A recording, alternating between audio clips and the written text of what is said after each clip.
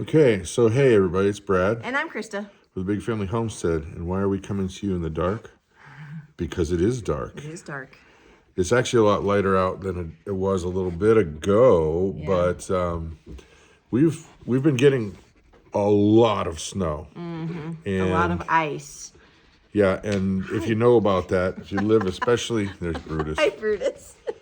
Good morning to you too. When you buddy. get rain or sleet before a hard snow and it gets cold, geez, dude, he's already been let out too. I know he is. He just wants to play. Go get your Branches break, Yeah. power lines go out, and so it's all over. There's hundreds and hundreds of outages around Wisconsin. Thousands actually around Wisconsin. Yeah. So we are, of course, this happened an hour and a half ago when we woke up to start to do chores. We realized, wait a minute, there's no power on. Right. But we figure we're going to walk you through what it's going to be like for the next day. Who knows how long it's going to be? Because we don't know. No. And these conditions are horrible for linemen. So if you're out there, thank you. Yes. But yeah, so let's go over to what's really important right now. And that's right here.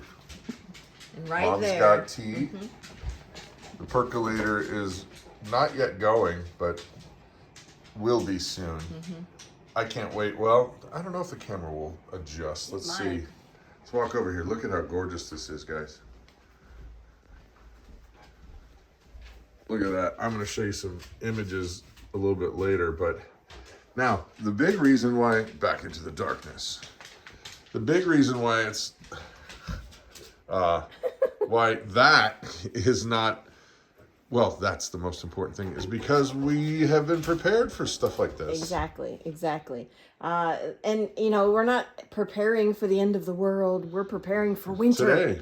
For winter, you know. First things first, when I realized there was no power, went downstairs and the firebox was still warm, but instantly lit a fire even though it was still 70 degrees in the house. Yeah. But that's number one. Hey, honey, power's out. Okay, so she starts working on grabbing flashlights and getting to our solar battery backup stuff. Yep. Like getting the things plugged in that are important. Then we assess, remind kids, hey, unless it's really important, don't flush that. Right. Okay, so that was exciting and fun and all that kind of fun stuff, all that jazz. So, but I will say that after everything kind of calmed back down, and actually the power came on a few hours later. Yeah. Well, and there was no actual, like, there was nobody freaking out, and it was pretty calm anyway. Okay, right. Well, let's just do this. Yeah, no big deal. Yeah. But there were learning lessons even from this, and we've been through this many times, and I think one of the important things to do is to learn a little bit more, a little bit better every time you go through a situation. Sure. So a few of our takeaways, I'll start with one. Okay. I went out to start up one of our smaller generators so that it could run the vacuum pump for milking, because the milking's still got to get done whether there's power or not. Right. And we were just trying to avoid, honestly, not milking by hand. So. I have arthritis, folks. Not pleasant. It's not the point. I know. It's okay. I know. I go out there to get the generator going, and I started looking at it because I had winterized it, but then I was second guessing whether or not I had put the valve in the correct position for the fuel, as well as the throttle Excuse me. for the choke, because the stickers had come off. It's an old generator. I mean, it's what, 12 years old? Right. Well, after about 10 or 15 minutes of me trying to get this thing started and using the cheater spray and all that, it occurred to me, wait a minute, maybe it's the other way on the valve.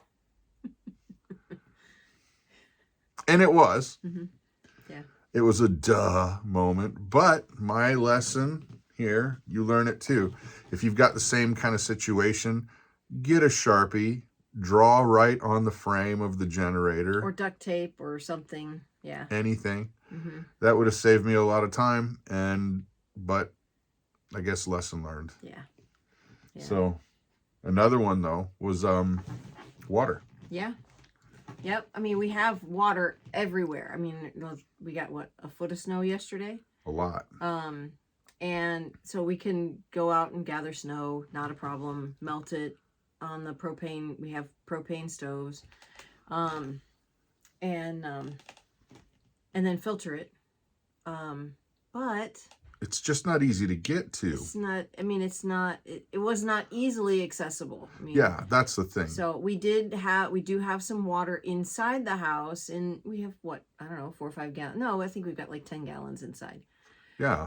But that wouldn't last long if you don't have a way to resupply that. Well, and it takes a lot more snow than you would think to make a small amount of water, even like a half gallon. Yep. So easily accessible, not frozen water is something that we need to have more of. And I think I got a plan.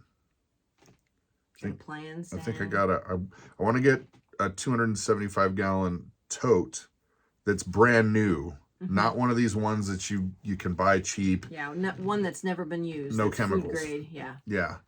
Get it all cleaned out real good and just keep it about half full or 3/4 of the way full in the garage with a hand transfer pump for things like flushing the toilet. Yeah. You know?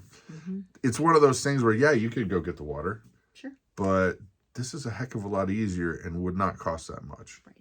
Right. What were the other couple? There was a few of them. Well, we were making coffee today. Where's the percolator? Oh yeah. I know where the percolator is. It's something that we have not used in a really long time. So, where's the tea kettle? Where's the percolator? Oh yeah. Yep.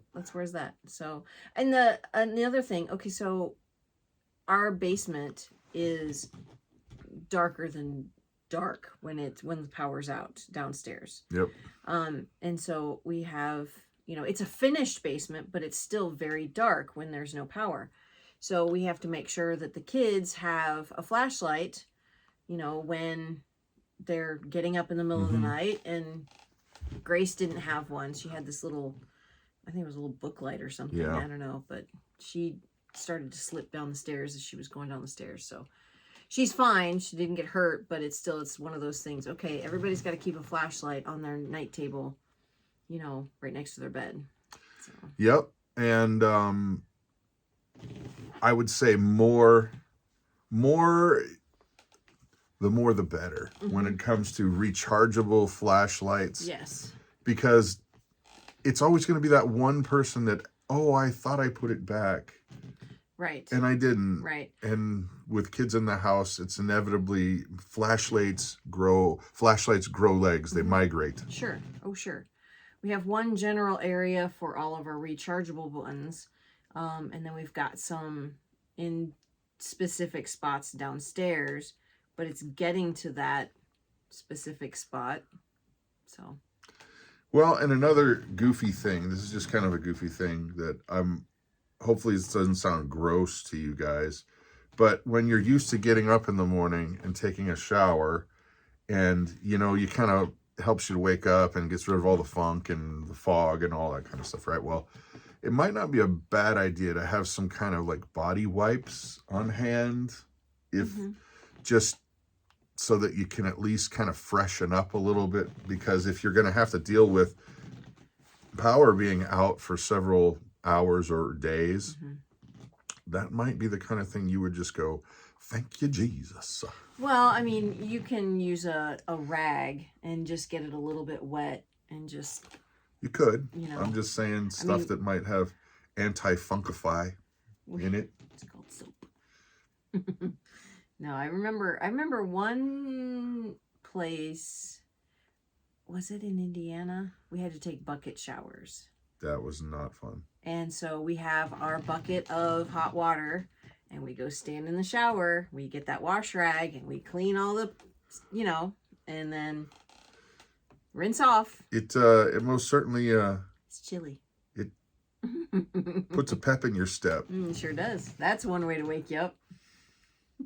Or you could just have some wipes. Pshaw, who needs that, right? Yeah, there's chemicals in those. You don't want to use those. Soap and water. Anyway, what would you guys recommend that you'd put down in the comments section down below? You know, don't flush that till you're sure that you're getting more water. That's a good one. Don't flush that. If it's yellow, let it mellow.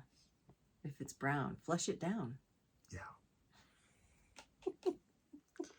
So, with that said, I'm Brad. I'm Christa. You guys have an amazing and blessed day. Bye-bye then. Bye.